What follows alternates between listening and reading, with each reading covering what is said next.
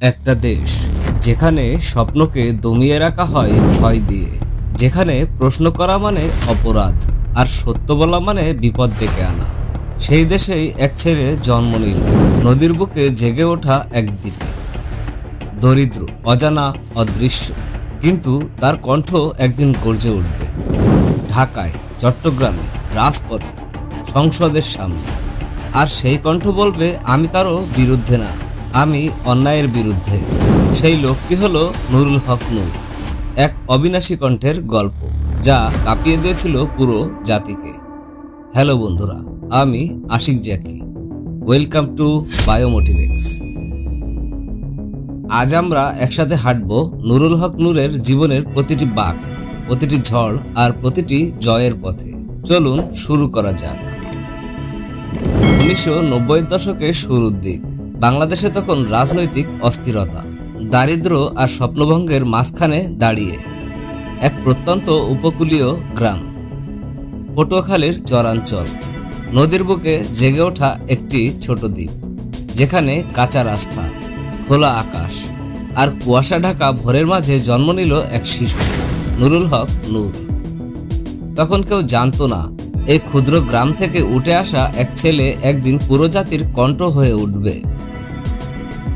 তার জীবনের শুরুটা ছিল কষ্টের, কিন্তু তার মায়ের চোখে ছিল অন্যরকম এক স্বপ্ন।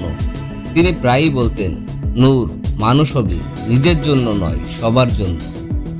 এই বাক্যটি হয়তো তার ছোট মনে গভীরভাবে গেঁথে যায়নি, কিন্তু সময়ের সাথে সাথে সেটিই হয়ে ওঠে তার জীবনের মূল মন্ত্র। শৈশব কেটেছে নদীর ধারে, স্কুলের মাঠে আর খালি পায়ে কাদামাটির রাস্তায়। দরিদ্রতা ছিল প্রতিদিনের সঙ্গী। কখনো বই কেনার টাকা ছিল না, কখনো স্কুল ফি মাপ চাইতে হয়েছে। তবুও শিক্ষার প্রতি তার তৃষ্ণা ছিল প্রবল। প্রতিদিন স্কুল শেষে নূর বসে থাকতো নদীর পাড়ে, দূরের আকাশের দিকে তাকিয়ে। মনের ভেতরে জন্ম নিয়েছিল অদ্ভুত এক প্রশ্ন, আমাদের গ্রামে কোনো বিদ্যুৎ নেই, কেন স্কুলে বইয়ের অভাব, কেন আমাদের কণ্ঠ কেউ শোনে না? এই প্রশ্নগুলো ধীরে ধীরে তার মনকে তৈরি করেছিল অন্যায়ের বিরুদ্ধে কথা বলার জন্য। শৈশবে তিনি ছিলেন শান্ত, লাজুক, কিন্তু ন্যায়ের প্রশ্নে তিনি চুপ থাকতেন না। পটুয়াখালীর গণ্ডি পেরিয়ে প্রথমবার ঢাকায় আসা, এ ছিল জীবনের নতুন অধ্যায়। ঢাকা বিশ্ববিদ্যালয়ে ভর্তি হয়ে তিনি প্রথমবার দেখলেন অন্যায় শুধু গ্রামে সীমাবদ্ধ না, এই শহরেও বিদ্যমান। এখানেও আছে অসংখ্য সমস্যা। শুরুতে রাজনীতির প্রতি তার কোনো বিশেষ আগ্রহ ছিল না, কিন্তু অন্যায়ের ঘটনাগুলো বারবার তার দৃষ্টি আকর্ষণ করছিল। বিশ্ববিদ্যালয়ের করিডোরে দাঁড়িয়ে তিনি প্রায়ই বিতর্কে জড়িয়ে পড়তেন। কেউ বঞ্চিত হলে তিনি তার পাশে দাঁড়াতেন। বন্ধুরা বলতো, নূর, তোর কথা বলার ধরনটা আলাদা, তুই যদি নেতৃত্বে আসিস অনেক কিছু বদলাতে পারবি। 2018 সাল, বাংলাদেশের ইতিহাসে অন্যতম বড় ছাত্র আন্দোলনের সূচনা, কোটা সংস্কার আন্দোলন। সরকারি চাকরিতে 56% কোটা পদ্ধতি অনেক মেধাবী ছাত্রছাত্রীকে বঞ্চিত করছিল। এ নিয়ে দেশ জুড়ে ক্ষোভ জমছিল, কিন্তু সেই ক্ষোভকে ভাষায় রূপ দিল সাহসী এক নূর। তার মধ্যে অন্যতম ছিল নূর। প্রথম দিকে নূর ছিলেন আন্দোলনের অন্যতম সংগঠক। ধীরে ধীরে তার বক্তব্য, দৃঢ়তা ও নির্ভীক মনোভাব তাকে নেতা হিসেবে প্রতিষ্ঠিত করে। তিনি বলেছিলেন, আমরা কারো বিরুদ্ধে না, আমরা শুধু সমান সুযোগ চাই, আমরা চাই যোগ্যতার ভিত্তিতে নিয়োগ হোক। কিন্তু শান্তিপূর্ণ আন্দোলন একসময় সহিংস হয়ে ওঠে। পুলিশের লাঠিচার্জ, কাঁদানে গ্যাস, হামলা, সবকিছুর মাঝে নূর পিছু হটেনি। এক রাতে আন্দোলনের মঞ্চে হামলায় তিনি মারাত্মকভাবে আহত হন।